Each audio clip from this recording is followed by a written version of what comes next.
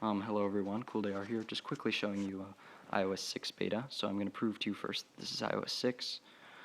Um, how, so here we can see settings, general, software update. It's going to say iOS 6, your device is up to date. So we now have a nice little do not disturb feature in settings. This will disable push notifications along with privacy, which allows you to choose which applications are allowed to contact like certain features. What am I saying? It allows you to choose which applications are allowed to access, like contacts or calendars or reminders or so on and so forth. Also, FaceTime now works over 3G or Edge or GPRS or whatever. I'm on T-Mobile, so I'm not going to show you FaceTime over Edge. That would be painful. We can also see that the weather now has a nice little layout to it. Siri has been enhanced significantly. Post to Facebook, this is a test. Here's your new Facebook status. Also, it can now open applications, so open Twitter, and it will open applications just like that.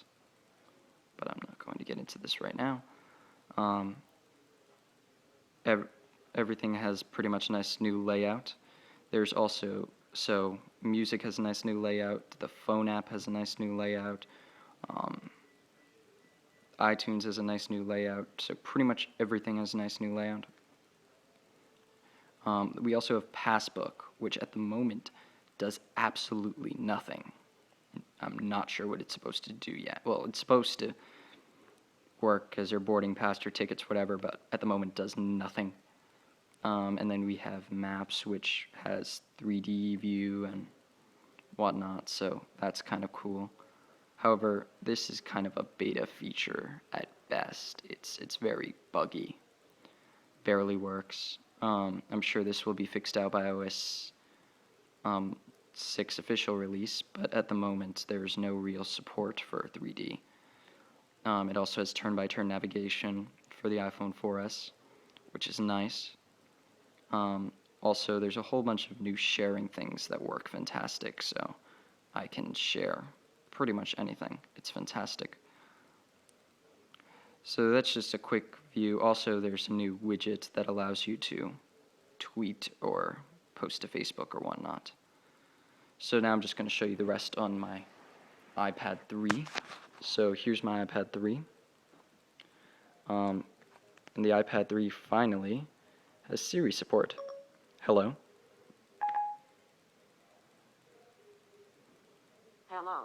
And it also has the same feature, so I can like post to Twitter. So post a update to Twitter. This is a test on iOS 6 Siri.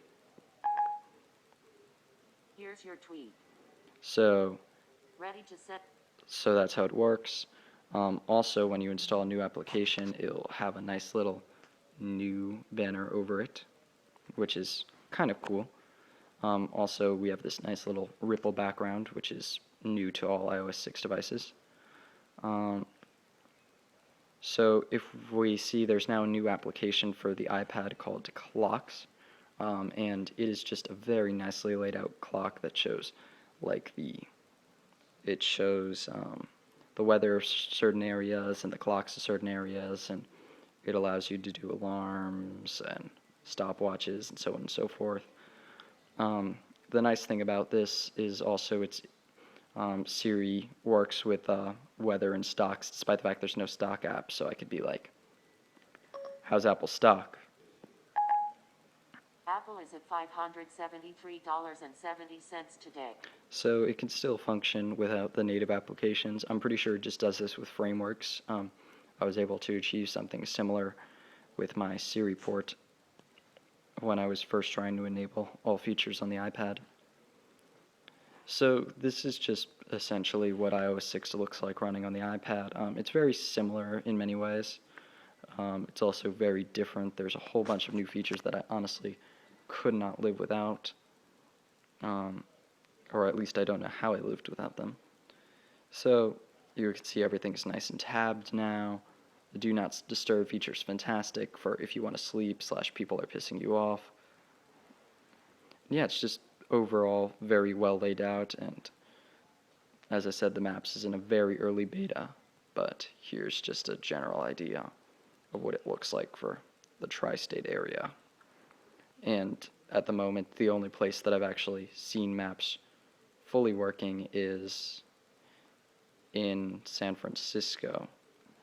I've been looking for locations, but at the moment haven't really found anything. So I'll just give you a nice little peek at that.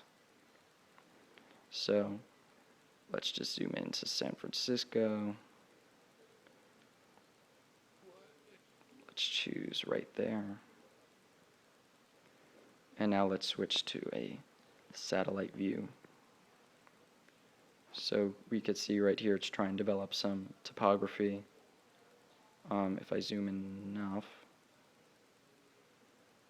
I should start seeing 3D kick in.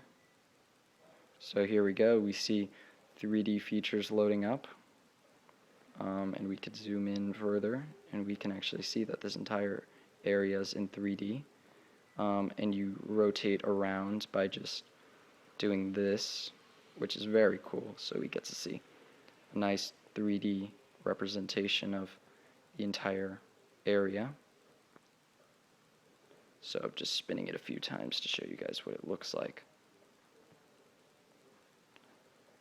And we can zoom into a new area. Certain areas have not gotten the 3D maps up, so I'm sure if I scrolled around enough I could find a certain area without it. Maybe, maybe not.